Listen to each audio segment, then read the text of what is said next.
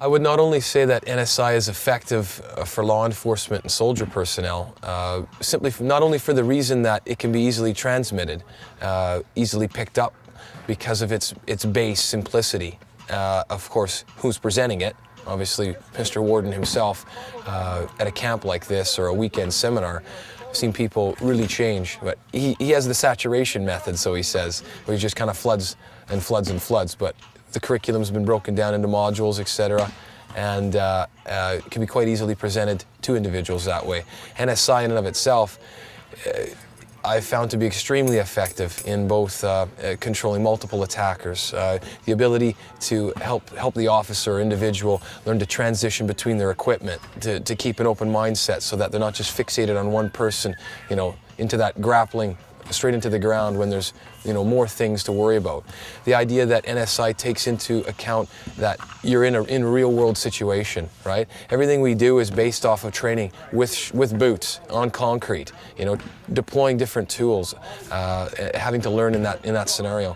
By far and away, I've seen nothing else come close to offering an individual the amount of skill that they would need in the real world in a short amount of time. Kelly worked for a number of years with 1st Special Forces Group as their primary hand-to-hand combat trainer.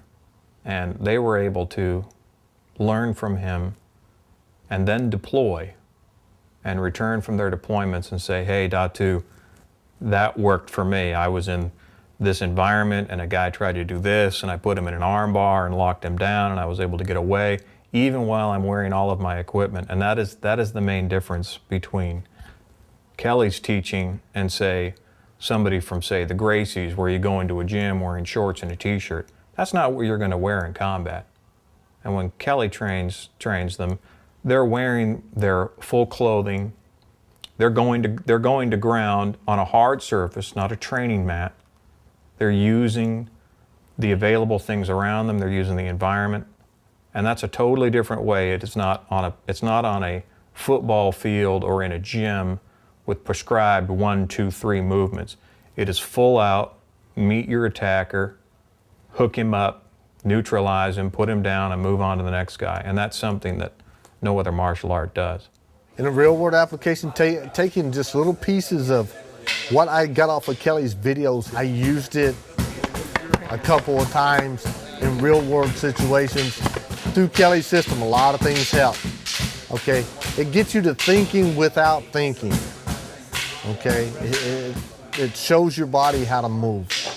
I think what NSI does is it really cultivates a level of understanding about intent, awareness, where you're at all times. So people have to understand, why are they getting involved into it in the first place? Is it because of the rave of MMA?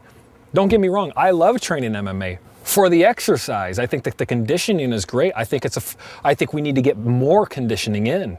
But to think it's the end all and the liberator of martial arts, I think that's a fallacy. Let's look at it from grappling, because grappling seems to be a big thing. Our firearms failed, apparently. So if you're military, that's a rifle, a sidearm, potentially a baton or a knife. So we've got 4 weapons failures.